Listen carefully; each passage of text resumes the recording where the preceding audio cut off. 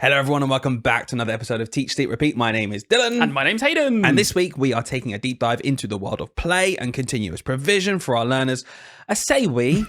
We're not, are we? Not me and you. I just didn't really fancy being there. No, I didn't really want to do it. So I will be talking to Ruth from MyMummyTeacher. She is a huge advocate for play, continuous provision, not just in the early years, but stretching that out even further into Key Stage 1. And basically, we're going to be chatting about why it's really important for our younger generation to have that ability to play and what we even mean by play. Not break time, not running around just skipping rope, actual quality learning through play. And afterwards, we'll be then reflecting, and I get my chance to have a say as well, if you want to listen to that bit. I mean, you could honestly, I don't normally say this, but when we finish talking, you might just, you're going to kill the retention of the podcast here, Dylan. This is not a good thing. Yeah, so do stick around to the end to hear my thoughts on everything they talk about. But I'll tell you what, it will be genuinely really interesting because you, even more so than I, have spent so much of your career really at the top of Key Stage 2 at Year 6, thinking about SATs and tests, and we talk about that as well in the chat. It's a really, really good chat. I'm looking forward to you listening to it, and we'll break it down after. But without further ado, let's get chatting to Ruth. Hey Ruth, thanks for joining us. Hi Dylan, thank you so much for having me. I'm actually really excited because Hayden's not here pestering me and trying to, get those questions in before I am. So we're going to dive in today to your story, your background, your professional career as a teacher and a leader, what made you step away from that and your passion for play. So before we get into all of that, if you wouldn't mind just outlining to our listeners, what is your story? What did you do in school and what made you eventually think, I'm going to stop doing it now? Oh, I love that. So hopefully, as just happened, the big banner fell down behind me, but hopefully that won't happen now. I was so hoping we were recording. I was going to get a little outtake and everything. It's like doing the assembly, isn't it? And you're standing in front of 600 kids and then something happens and then everything goes to pot. But we're used to it. We're teachers. We think on our feet. We roll with it. We adapt. We go on. So my story is very much that. I would take that word adapt, go on, and that would sort of lead me beautifully into my story. So I was a teacher. That's all I wanted to be. I always say this to people. I am that girl that when I was 7 years old, I asked my mum and dad for a whiteboard for my birthday. I didn't want a Tamagotchi or a Cabbage Patch doll. I was literally like, I really, really, really want a whiteboard, like one of those proper ones that you get from like a stationery shop. And I used to play, my dolls would sit down. I was pretending to be the teacher. My brothers used to, I'm the eldest, so they probably hated me for it, but they were sit down. I'm the teacher here. Listen to me. Absolutely. It's all I ever wanted to do, basically. Became a teacher. I taught in 3 schools, quite different. Majority of them were in quite deprived areas. We had a lot of the typical issues that you would have within a school like that. I did teach in one sort of affluent area as well. So got a sort of good span of what it's like to be a child, what it's like to be a teacher. Loved my job, genuinely loved it. I look back now that I'm out of teaching and realise, oh my goodness, how did I do what I did? But if you'd have asked me at the time if I was like, didn't like my job or anything like that, I wouldn't have even said like any. I'd have been like, I love it, this is what I do. But now I look back and I realise, oh my goodness, I was living on like no sleep, overdrive. Like my nervous system must have just been a wreck. But I did love it, put everything into it, and I didn't want to leave. The reason that I did leave was I was a deputy head teacher, and I was having my little boy. And I wanted to go back part-time.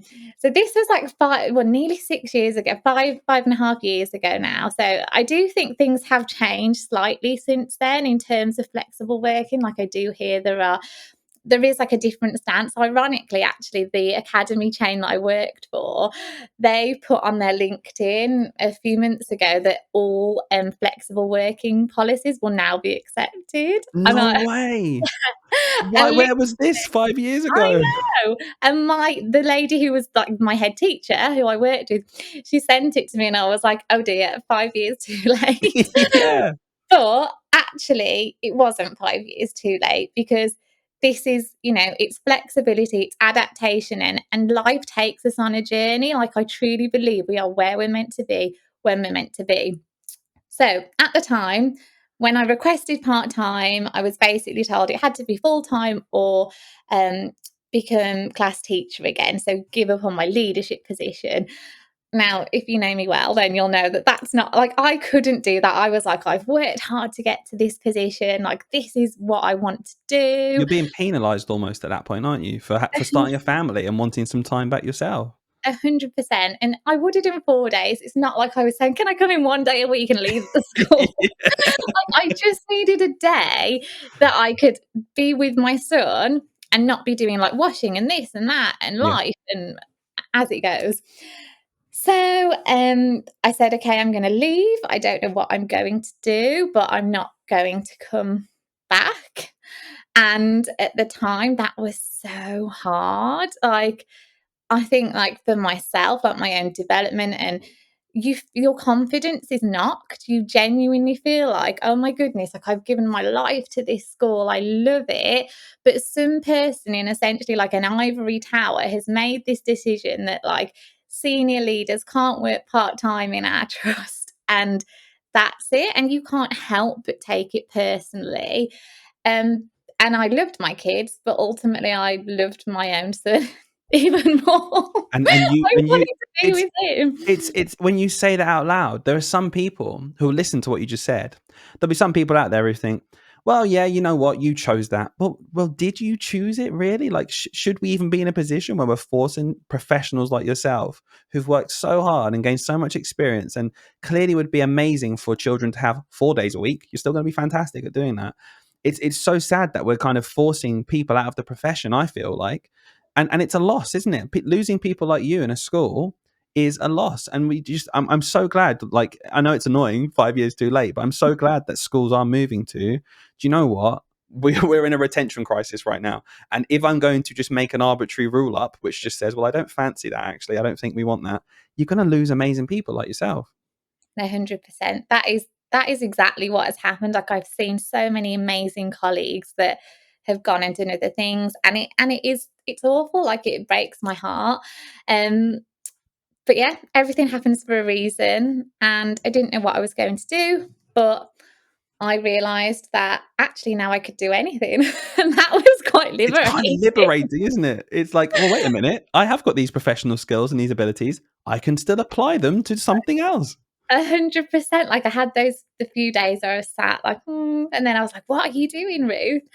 And it's evolved. So I worked in my second school. I worked for a head teacher who was brilliant, was amazing. I don't think I realised at the time how much of an impact he'd have on my life. But at that point, I really wanted to be key stage phase leader and I was class teacher. And he like pulled me into his office and he said, the problem is like, you don't know what your thing is. He was like, I don't know what your thing is. Like, what do you stand for? What are you going to lead on in education? And I remember leaving his office and being like, what does he know? I'd be a Don't great tell me what I am and I'm not. But honestly, like that stuck with me. And I don't think I really knew what my thing was because actually Mm. I was in a system. I was doing what I was told to do. And this became more apparent than ever in the very last school where I worked, where there was quite a few changes. Like we became academised, there was new leader. A lot of things changed, and the way that I'd always run my classroom was very play based, and I taught children I had mixed year 1-2 class at this point. Some of those children that were in my class developmentally were working around 3 years old, if not younger. I had some severe, like complex needs in there. I had children with English as an additional language. I had children with like the most horrendous safeguarding situations that you could possibly think about, like their home life. I just cannot imagine what they carry on their shoulders and would bring into that building every single day. And through the way that I taught them, honestly, like play was so powerful. And I genuinely believe that being able to teach my children in a play based way was everything those children need. It was their therapy. It was their opportunity and their space away from whatever their home life was, regardless of whether they were like in the affluent school or in the socio-economically deprived school. All children have home lives that we can't even imagine behind those closed doors.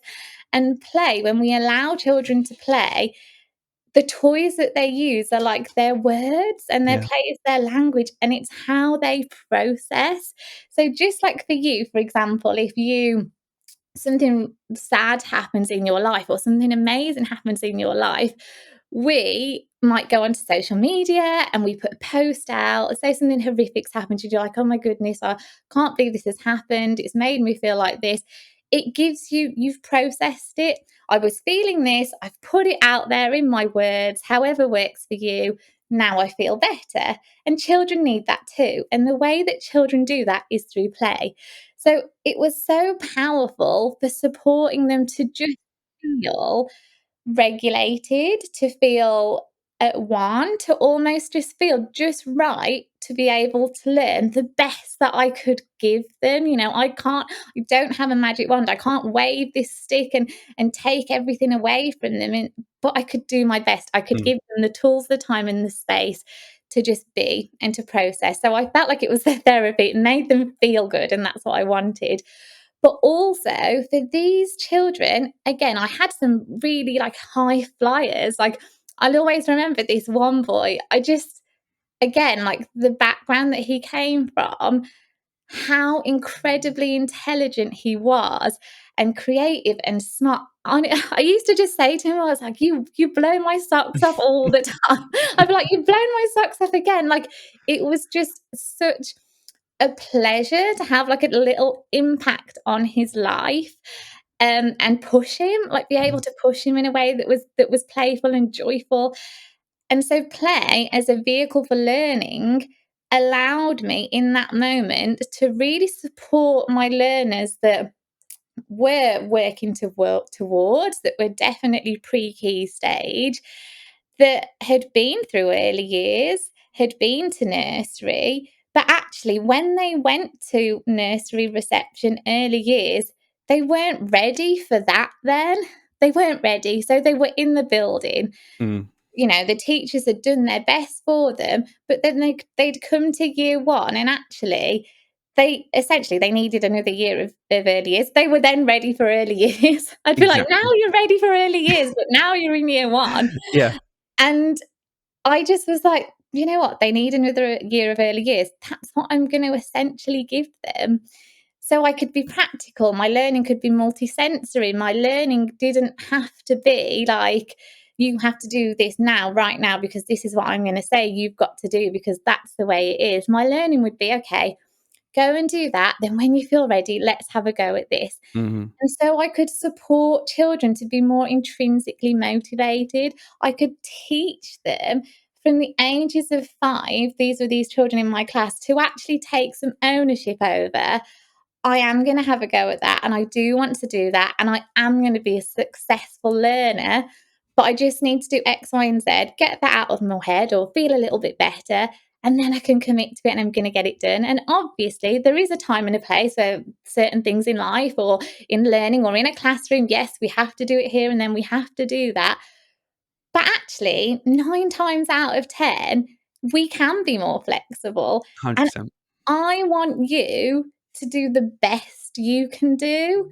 And for me, you will do the best you can do when you're doing it, when you're ready to do it, however that looks or however that feels. So, yeah, that was it basically. I saw that play was amazing for well-being. I saw that play was amazing for getting children to learn. I could push them through their play. I could help them become curious, independent learners more. They didn't need to be spoon-fed as much. Like the conversations were fantastic that I would hear. And it allowed me to like really work with smaller groups and really push those children on, as well as really support my younger learners with the practical element and those sorts of things. So then I suddenly realized, well, play is my thing. That's your thing. You found it. I was like, this is my thing. You should have But I rung didn't that head teacher up. I found I it. I've got know. it. Do you know, I do think, like, one day I'm like, maybe I should get in touch with him and be like, "Do Yeah. you actually realise the impact you had?" Yeah, But yeah. even though I was doing my thing, even though I knew my thing was play now, I realised play was my thing when it got taken away. So This is what that's I the was gonna moment ask. I Yeah. realised Mm. that's when it was my thing, because I was just doing it. I didn't really know anything else. This is just how No. I did it. This is just what it was. Like, we had So so much fun. was it frowned upon? Was it banned? Was it, was it someone coming in and saying, actually end goals, I'm looking at end of the school career, they're not going to be playing when they're in year 6, so they need to just get used to it and get over it? Or was it just very much, that's policy, sorry, get over it? So we got taken over by an academy. We had a new executive head. And that's when, for me, I suddenly realised, oh my goodness, this is so hard. So obviously, I was deputy head teacher. So Mm, I was within that school, I was that senior authority figure. I had to kind of follow the law of the land. Like, this was the way it was. But up until that point, I've sort of been able to really put my own influence on it. So it was fine, it was great. And then they came in and it was this like trust wide policy. So key stage 1 became so formal. Like, I will never forget, I used to have this gorgeous little role play area in my classroom. It was handmade, it was from wood, it was literally like a wooden frame. And in there, it was like we could just change it into whatever. The children could make it whatever they mm, wanted to do. And the one day she came in and she was like, why have you got a role play class area in a year 1 and 2 classroom? And I explained, like, some of these children can't even form a sentence speaking.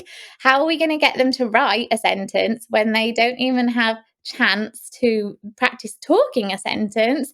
And with us being there to model that and help them with that, and all those social skills that they're learning, that's crucially what they need. I just remember saying something like that to her, and she was like, well, that's not what they need, and that needs to go. So oh. I had to take that out of my classroom. When you did that, sorry, when you took that out of your class, because I'm so fascinated by this, because I think up and down the country, there's a lot of teachers in this position where they know their children best and they think, this is why I'm doing it. But then they're told, well, there's a policy, and although there might be 5 ways to do something, you're doing it this way, and that's the end of it. How did it make you feel, literally taking that down and taking it out of the classroom, when you know full well there'll be children in your room now, in your class, who won't get as much out of your classroom as they did before? Like, what did that make you feel like? I remember going home to my husband and saying to him, I'm in a battle with my head and my heart, because my head is saying, this pays our bills. This is the dream job I always wanted. This is what I have to do. You also start to doubt yourself. Well, someone more senior is saying that actually that's not what they should have. So maybe I have got it wrong. Maybe Mm, that is what they need. And then my heart was saying, like, don't be so ridiculous. That is not what they need.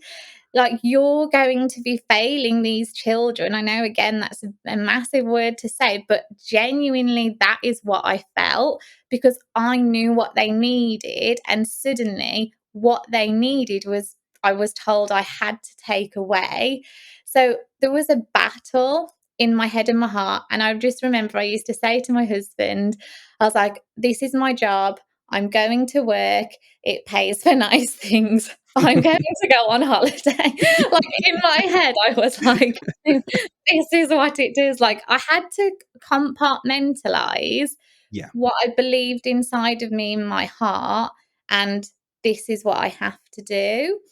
And, like, the role play was one example. And then the next thing to go was my gorgeous, like, creative area. So I had this really nice trolley where we'd put, like, paints and art, and the kids can go and access that whenever they needed to. Or we'd have groups over there.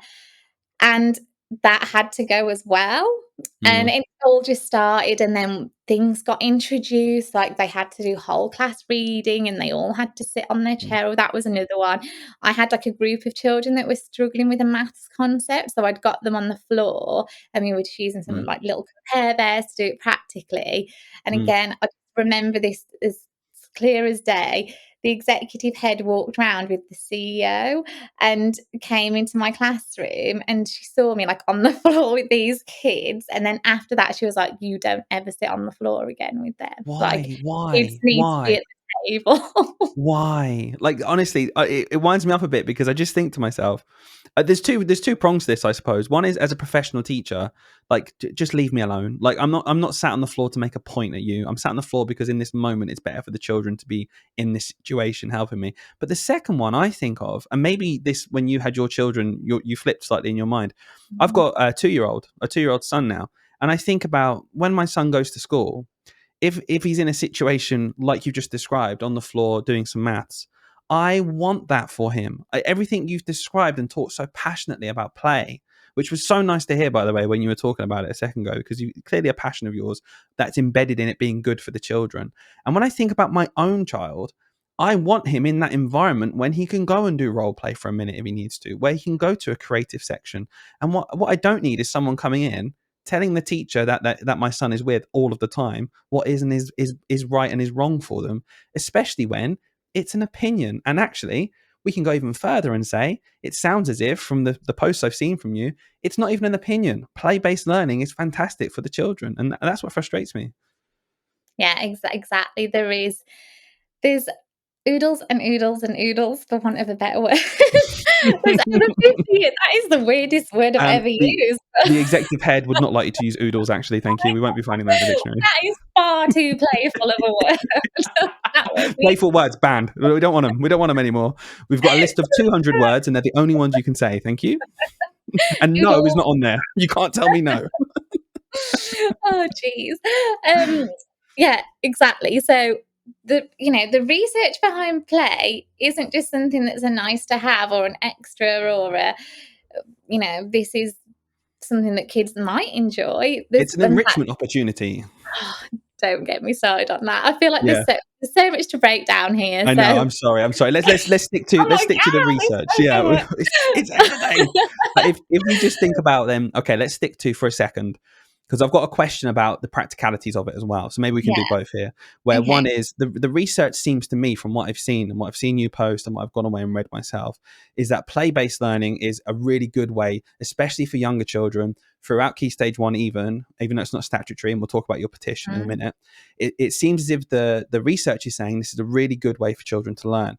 Maybe it's my Key Stage 2 mind that comes into play here, where we don't really have any play-based learning when I'm teaching my year 4s or 5s or 6s, that I think to myself, that's fantastic. And I completely agree with what you're saying. And I want my son in a room like yours that you're describing.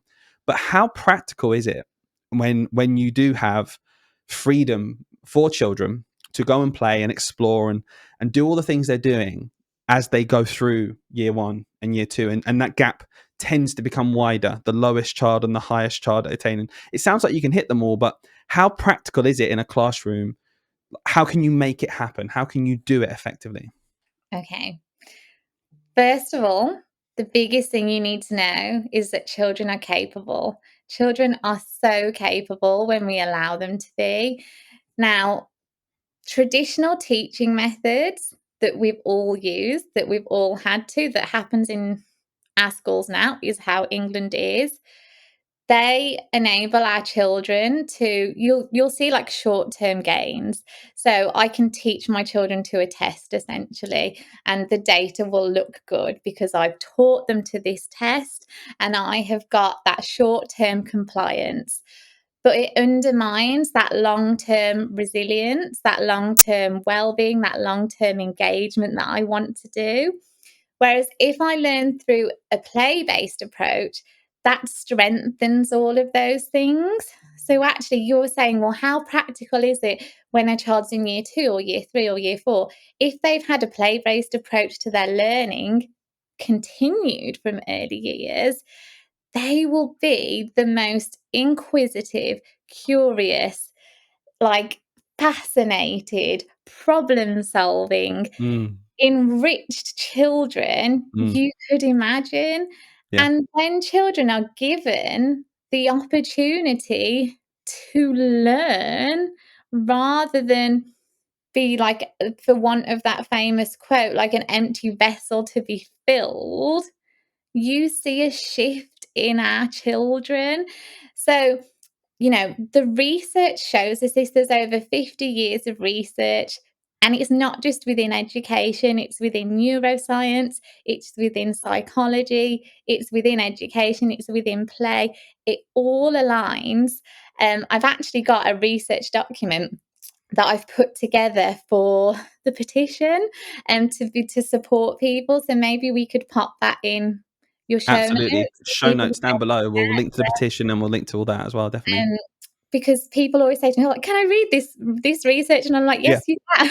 It's Yes, here. you Please can. do. Read it. So I worked with one of my friends who's called Dr. Will Zoppolini, and we put this document together, and so we can put that there.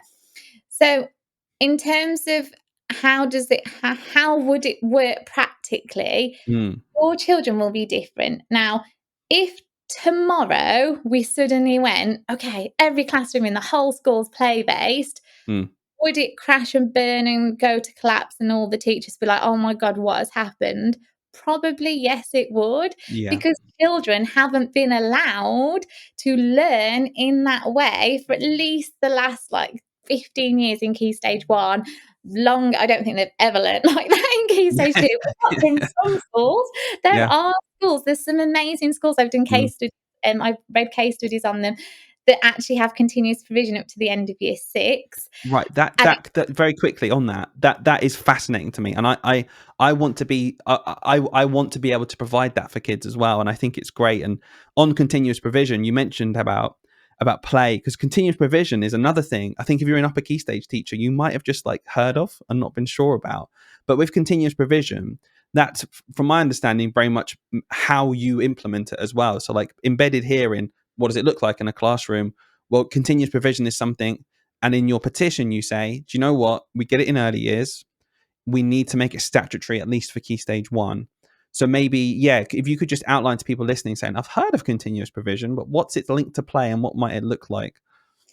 so your continuous provision is essentially the environment, the provision that is set up all the time for your children to be able to access. You don't really change it, Right, but what is in it enables the children to play. So it's right. things like, your blocks, your cars, your Well, your sound, house that you had in your your room, your creative corner that you got tray, taken away. the role play house that I had. And as children develop, that changes. So what we put out for them developmentally Mm. adapts, changes. There's some things that we'd continually put out. There's some things that we change. So you might put like a hammer and nuts and bolts. You can do that in early years, but actually with our year 6 children, we might really use a hammer. Like Yeah. you're going to trust children. I mean, really risk assess your kids. We're not saying don't do risk assessments, guys. It doesn't mean we don't do this safely. But you're going to essentially give them the access Mm. to your provision that they can access. You might have loose parts in there. By loose parts, I mean objects, basically. It's just things. It could be like a natural loose part, like bi- um, pine cones, or it could Yeah. be like a man-made loose part, like I'm trying to think something like nuts and Eh, bolts, that yeah, sort of exactly. But it's from what you're describing here, and the thing I think it's a no-brainer is every single child I've ever seen in the school benefits from this open-ended learning where they lead it. Like we even in the more traditional methods of teaching that we've spoken about, we often will start maybe a science lesson with a big question, or maybe a DT lesson with, okay, how does this work? And I think you're absolutely right. Even down to little things like that, we can put more of that in when children are getting older, which is just trusting the kids a bit more. And I suppose what I wanted to put to you as well was this whole problem, I think, and I think you summed it up perfectly with, we are assessing how good something is for a child based on what the end result will be in a test that we've created ourselves. And we think, okay, well, in a SATs paper at the end of year 6, that we've decided is the way we judge children, by the way, we're in control of this. But because that exists, well, I've got to be more formal with my learning more quickly. And I guess in your ideal world, if it is play based, and we're thinking about resilience for the child and critical thinking and problem solving and just being able to be more social and express themselves, all of these unbelievably, undeniably great things for children, when the end of the school system doesn't really remotely judge them on that, and schools aren't assessed by that, do you think that this change needs to come hand in hand with how we judge schools and how ultimately we judge children when it comes to formal assessments? Yes. But I also think so. Yeah, I 100% think the education system needs it needs a reform.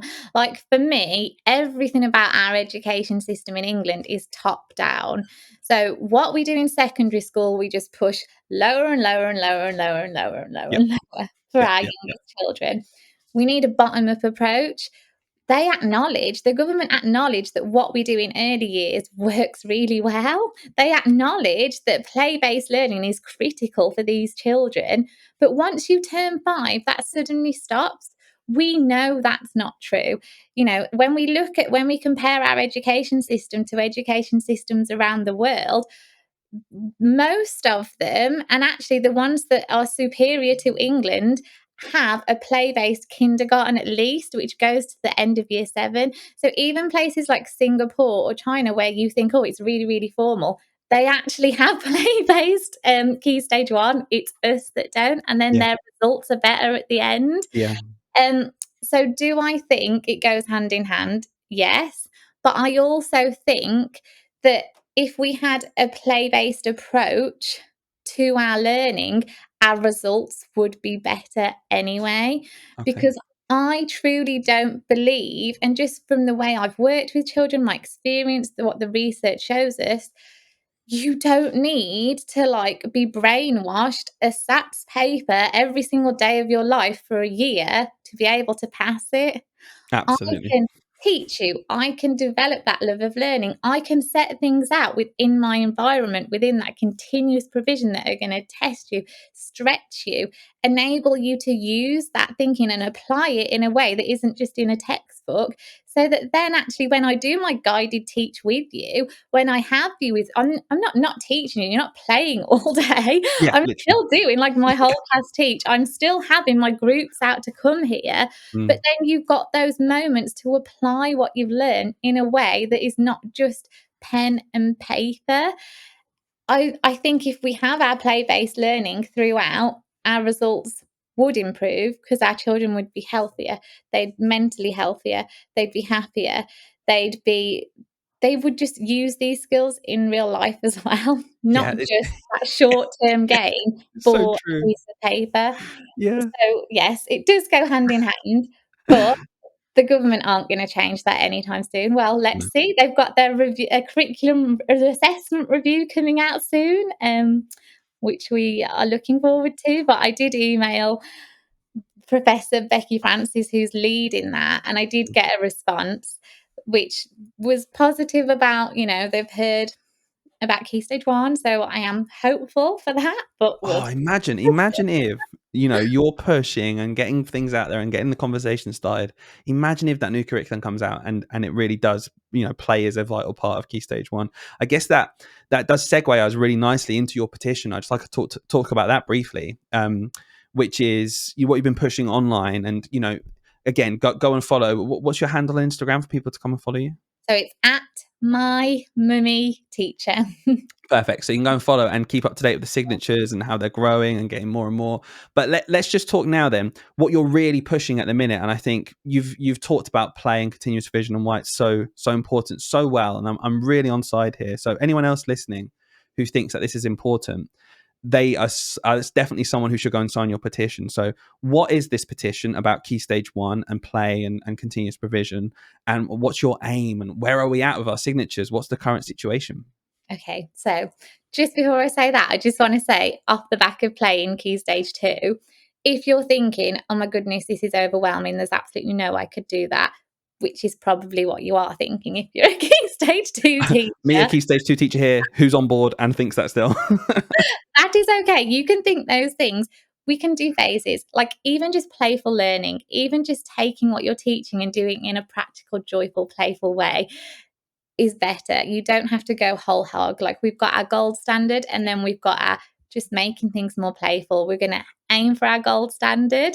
It's a journey. You're not going to get there overnight, but being playful, gamify, all of those things will make a difference to your children. So Definitely. then off the back of that, the petition, I set this up in June, I think it was. June or July, they merge into one, don't they? Yeah, the J months in the middle somewhere. The Yeah, the 2 same. day months. And I said one day, I just speak to people all the time. It's what I speak about, my business, MMT Play, we sell. That's what we sell. We sell learning resources to help people help their children learn through play. And I'm having these conversations, and so many times I'd be at a trade show or I'd be in a school, and people would say, "Oh, we'd love to do this, but XYZ," or "I wish that we could do that, but this isn't the way it is."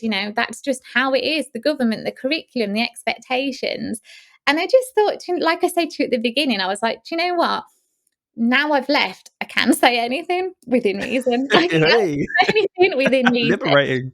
And actually, I'm not going to be that person that moans about it and doesn't do anything. Mm. So I'm just a woman. I'm just I'm not just a woman. Like, God, that sounds. Don't take that out of context. I am not just a woman. Like, How we women are clip this podcast, I'm afraid that's going to be the headline now. but I'm just a person with a passion Yeah. and proof that play is the answer. It is the solution. Research shows it us. Anecdotally, we can show it us. We can compare to other countries like Finland, Sweden, around the world. It is the answer. So I thought, you know what? I'm just going to do it. People are like, we should do a petition. Yes, we should, and we're going to. Yeah, and you So did.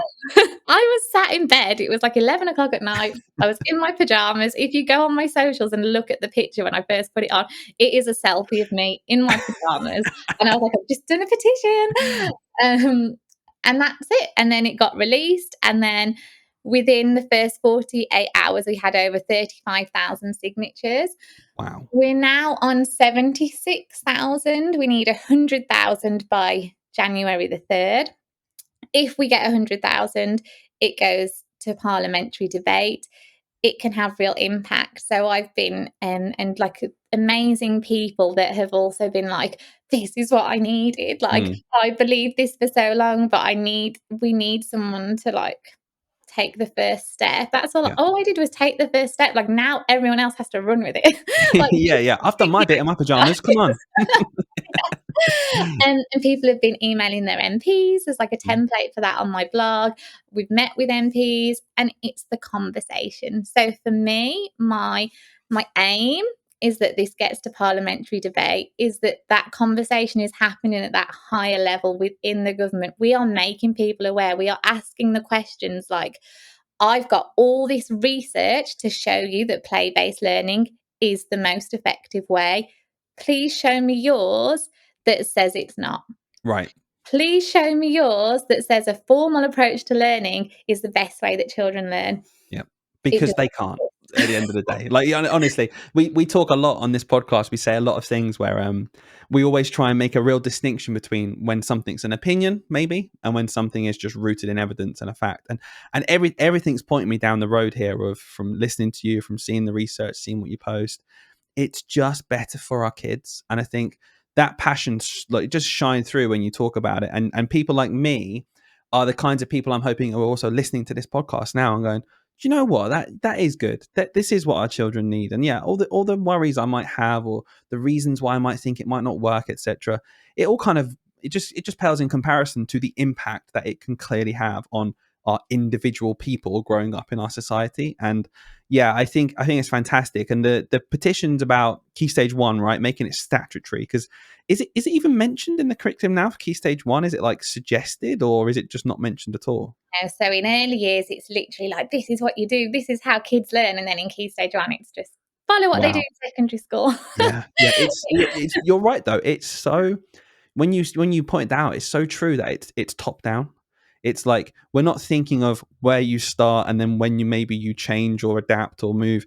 It's just like, well, top down, I guess early years they can play, right? They're little kids. They always play. It's like, no, I think this is the other thing. When you say play, some people think of, oh, what, the 15 minutes at break time? It's like, no. We're talking about structured play where, yeah, we let the kids do what they want, but through your continuous provision, you're allowing them, you're still doing your teaching, like you said. It's not just a free for all.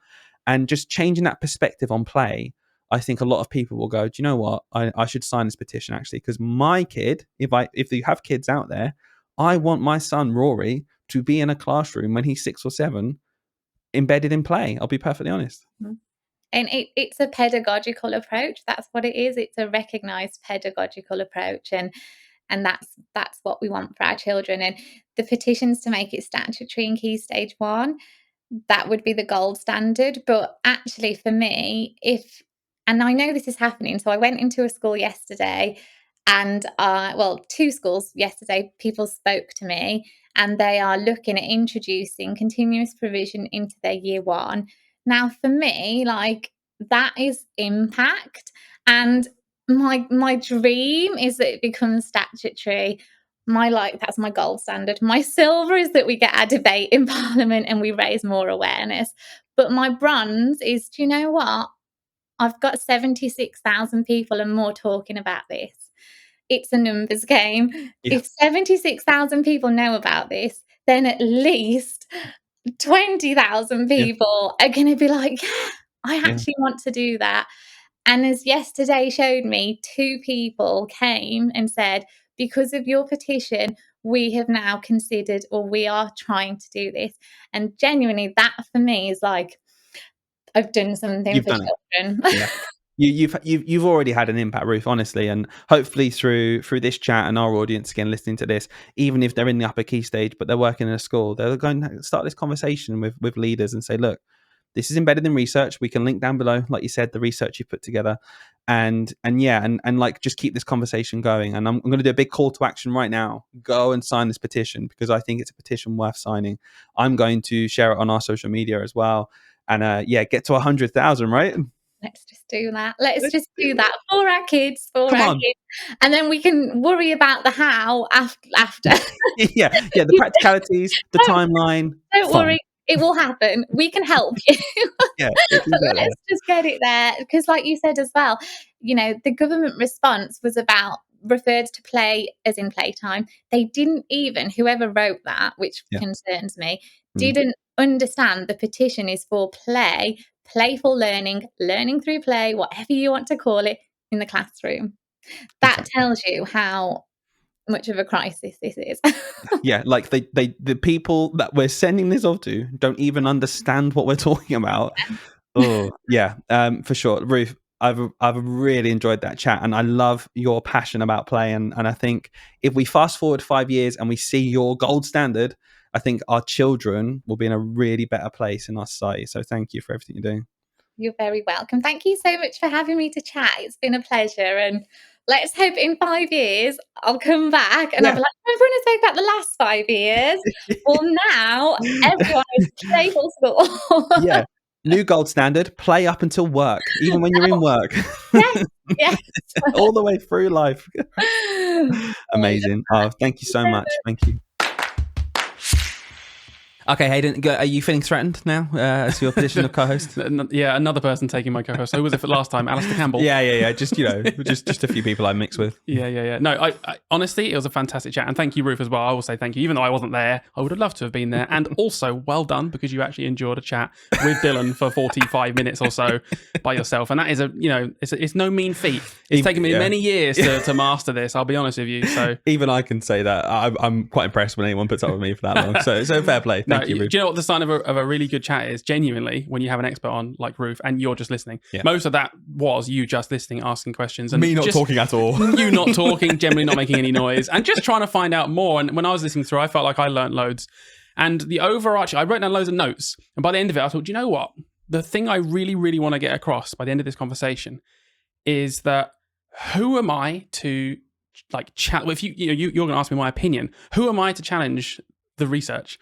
Like, she made a really good point. I mean, you tried to challenge her. I'm like, and say, oh, but in the classroom, practicality wise, I'm in year 4. Like, I don't really know what to do. I don't have to do this. Like, do I really need to? And there's a test at the end of year 4. Like, we kind of just need to be getting them to that. And then there's the Key Stage 2 SATs. And yeah, this is all great, but I need to get them past this test, even though, sure, we could decide not to do the test, but it does exist. So what do we do? And she said, well, yeah, that's cool. But also, it is just a wrong assumption to think that if you're doing play-based learning, you're therefore not learning properly. Like, you can't then do English and maths as well. the whole point is you can, like, it makes a more holistic child. And I thought that was really important. And she said something really powerful, which is all the research is there and all of the case studies is all there. And it strongly suggests that this is a fantastic way. It doesn't suggest, it proves this is a great way to build up children holistically. And guess what? They become better learners at everything when you do it this way. And then she said, I want to see the evidence that says this doesn't work. Yeah, I thought that was really good. That was such a good argument. It made me, it just grounded me. Yeah. Because I've had my opinions, and very similar to you going through, I had my sort of doubts and questions of like, well, but how do I do it though? Like, this all sounds great in ideology and theory, but like, I'm not sure how to apply this in my year 6 classroom. I don't know what to do. Like, practically, I can't provide this for 32 kids. Well, actually, clearly you can. And clearly there's loads of research out there that says it's great. And who am I to say that you can't do it? Genuinely, like, why do I get to say shut that down? Like the toxic, like, academy, like the lead leader. that she had that came in and just said, "Oh yeah, don't do that." We don't have that in a year 1 classroom here. What? Yeah. What? Okay, Yeah, I mean, Rufus just fine. said, "Oh, this is really good for the kids for X, Y, and Z." Oh yeah, it's not though. Yeah, but right, okay. I just think that's not what we do in year 1, and Yeah. and it's I agree. I'm getting to that point now where I'm just like, look, your own point of view is obviously important, right? But when faced with facts and cold, hard research into something like this, I think there's always that balance between, okay, what's my experience of something and what does the research say? And I think in this case with play, it's just so heavily weighted towards, well, it's so clearly good for our kids. And when the arguments against it are rooted in, well, it's just what we've always done, this formal way of doing it. Well, it's just a problem because it's hard to implement. I've not heard anyone argue against play with a point that's really strong in of itself, rather than simply like an inconvenience maybe, or something where I just think no. It's like, well, that's not really an opinion. If you come at me with some solid research and said this, we can have a discussion and maybe we can have a hybrid approach. And I loved what she said about play can be introduced, not even necessarily as embedded in your learning completely, even though maybe that's what she would like to see. And I think that would be good for the kids. But you can just introduce some child-led activities, introduce some ideas where maybe something we do already, like in a science lesson, ask a question, put some stuff out and see what the children do to experiment themselves. Yeah. And just moving that towards them becoming more independent thinkers, problem solvers, things that don't necessarily get judged by the tests at the end. And that's the point I was making, is does it need to come with an overhaul? And I loved her response, because it wasn't just, we need to change everything. It was, look, the government aren't going to get rid of Key Stage 2 SATs. Yeah. So great. I could sit here and say, yeah, absolutely. Or I can make the other point, which is, fine, keep the SAT, but we're still going to create more rounded children who also can still do English and maths. It's not an either or, it's a pedagogical tool where we can still get children to end goals. And I was like, that's powerful. That was, to me, was the most powerful argument, is saying that we can still have your end goals that you want and they'll be better at it through this approach. It's just a better approach for the majority of children. I truly don't believe, and we've said it in everything we've ever done on this podcast, that there is not a one-size-fits model for every child ever. But clearly the evidence is here behind play-based learning. Well, that's why I like play-based learning, by the way, because we say there's not one size fits all. And you might say, well, yeah, so obviously play's not good for everyone. Well, no, play by definition is something that isn't one size fits all. Yeah. It's like a paradox almost. It's like, well, everyone should do play. And it's like, well, you just said it's not one size fits all. No, I know that. But through play, it's child-led and children can get what they need out of it. You can get that social support you might need. You can get that kind of therapy that you might need. You can get the learning you might need. Yeah. It's everything. And I just think it's so powerful. And as someone who's never worked in Key Stage 1 or lower, I look at it and I just think, it's clearly working really well in the early years. It's such a shame it seems to fall off a cliff when lots of children enter year 1. Like, that's it now, it's done. Just because they're in year 1 and not necessarily because what they need as an individual. It's like, well, yeah, you were born at this point in time, so no longer you will learn by play. Point. And it's like, why? Yeah, it's just because? That's not good enough. When she mentioned, that child, it's just as an anecdote, she was like, oh, there's that child that comes up to year 1 and it's like, oh, now you're just about ready to start early years. Yeah, basically. But you're in year 1, so it doesn't matter. You can't do it now. Can't do play anymore. Because your age is more important than your actual your academic and that's needs. Broken, right? It just doesn't make any sense. But another thing it made me reflect on a little bit is where I have had year 6, like you said, for so many years. We quite often at our school, we do things like memories at the end of year 6. It's really quite sweet. And we'd get the give them a session where they get to reflect genuinely on things that they've loved about being in school. And it triggered my mind when you guys were talking about, just the holistic side of learning and play-based learning. and what is enjoyable. You mentioned like the science lessons at the start. You might do something really fun and hooky, and they obviously all enjoy that. That's the stuff kids remember. Every year when I do memories and I say, "Cool, what's your favorite thing about year 4?" It's always, honestly, always just one off the cuff thing like that. It could be the smallest thing that insignificant to you. It was just part of your scheme of work, and you have to do this little experiment at the start. They remember that because that was really fun. Oh, it's this time that I had the freedom to do this thing that was creative. That's the thing they remember for the entirety of year 3, is it? All the way up to year 6, all the way there. Like school, I think there's an argument to say that in not every school, but school in general with formalized learning and the push towards SATs and everything, it's becoming so boring. Like I've said it before, I'm sure some schools don't do this, but it is just a bit boring, isn't it? And uninspiring if you don't have any of these creative hooky elements.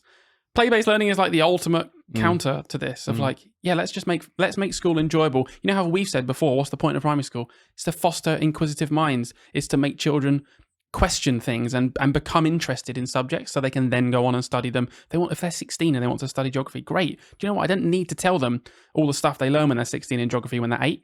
I just need to get them hooked on the subject and make them interested. And to me, play-based learning fits more down that line of thinking, which I think is the way that we should be doing primary school more than the current way of, but formalized learning at all points because we need to maximize the marks they can get in this written test.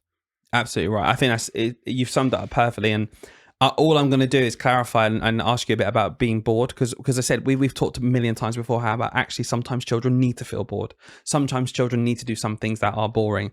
And absolutely, I agree with you though. It doesn't mean they're always bored. No. What we're not saying here is that everything needs to be boring all of the time. And I think we can't eradicate boredom from schools. It's not our job to make sure children are having the most fun they've ever had in their life in every second of the day. Of course. We have to learn things still. And Ruth addressed that. She still does her whole class learning. She still does her teaching. You still have to learn stuff. You still have to do stuff. Yeah. There is a place in school for, do you know what? No, the next 15, 20 minutes we're doing this. Well, you're all going to do it. Sit down, crack on. But it's embedded in a culture of everything, including some play, including some free time, including some child-led learning. It has to be that. It has to be embedded in that continuous provision. We're not saying I should have a free-for-all. Kids run the school, do what you want all the time. There's no rules anymore. That I honestly think a lot of people look at play sometimes as learning and think, oh gosh, no, I'm going to lose control. Oh gosh, no, the kids aren't going to learn stuff. Yeah, we have to address this. And we can't just say, isn't it lovely? It's fancy. It's kids being engaged all the time. No, it doesn't have to be. Yeah. What it can be is kids are bored doing stuff sometimes. That's part of life. But you know what? The vast majority of what I'm going to give you is based on what you need, and you're going to lead it for me. And I think that's so powerful and clearly better. And you will just be less bored if you have that sprinkled into your diet. I just want every teacher to think right now, especially if you're thinking, play-based learning is really not that rooted in our culture. Just think back to the last time that you did do something that you might say is a bit more like play-based, like the science thing, some sort of activity where you think, there was a bit of child-led activity. It was quite creative. They could kind of do what they want, and they were really inquisitive and interested because they had that freedom.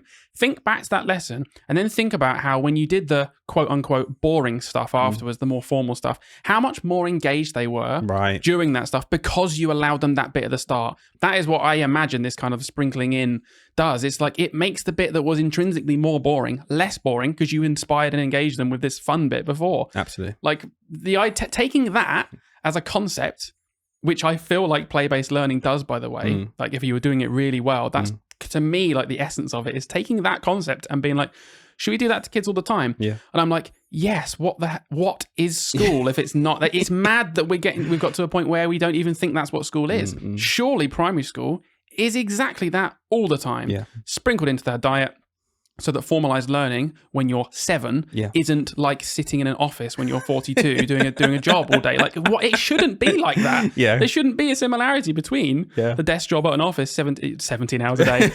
Maybe, it depends where you work. Well, we like to exaggerate, so let's say 23 hours a day. 23 hours a day. And sitting in this classroom, they should not be the same. And it's embarrassing that they're even compared. Yeah. So true. And I love that point there of it makes the boring stuff more bearable. It still has to exist. You still have to write stuff down. You still have to show me some evidence of some writing. You still have to do some bits. But it's so embedded in a culture of these kids are so happy all the time. They're so engaged. They're leading their learning. And those schools, I've never heard of a school, and please write in, by the way, if maybe you fit this bill. I've never heard of a school who've expanded their continuous provision or expanded their play and been like, oh God, it's the worst thing we've ever done. I've only heard positive things. And it might be tricky to do, and it might feel like it's a big burden to kind of completely change what you're doing. Give yourself some time to do it. Give your staff some training. And my goodness me, I just think of the individual child. That's all I really think about. And I go back to my son. I think about Rory. If there was 2 choices with 2 schools that were identical, but one had continuous provision and play as a fundamental part of how they do their learning further into their primary school, and one stopped at early years, I know where I choose my son to go. Yeah. The one that does play and continuous provision much more throughout the school. That's so funny, isn't it? 'Cause remember, a couple of episodes ago, we got asked like what we look for Yeah. in a school. I think that's in my top 3 now, because it wasn't, when we were thinking about that, Yeah. it wasn't our top 3 because we obviously just didn't come to our mind. Yeah.